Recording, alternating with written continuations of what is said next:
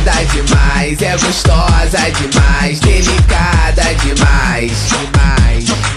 Ela sabe o que faz, guarda os seus papos banais, isso não satisfaz. Mas que mina é essa? Chegou desse jeito, mostrando delicadeza e respeito. Deve ser cheia de vários defeitos, mas também tem cara de quem faz direito. Quer transformá-la na sua de fé, não vira a cara, não sabe como é. Então atualiza teus papos mané, pois se na resposta você sempre mete o pé. Ela é linda demais, é gostosa demais, delicada demais, demais.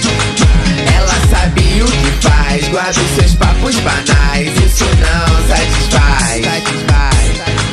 Ela é linda demais, é gostosa demais, delicada demais, demais. Ela sabe o que faz, guarda os seus papos banais, isso não.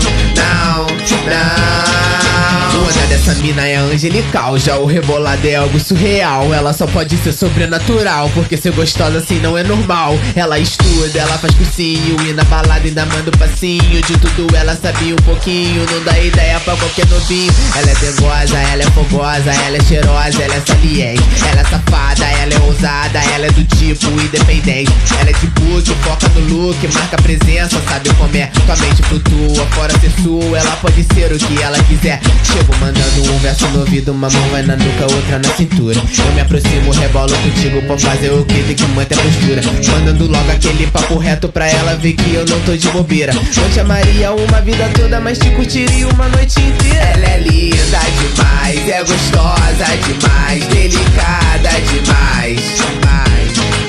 Ela sabe o que faz, guarda os seus papos banais, isso não satisfaz. Ela é linda demais, é gostosa demais, delicada demais, demais. Ela sabe o que faz, guarda os seus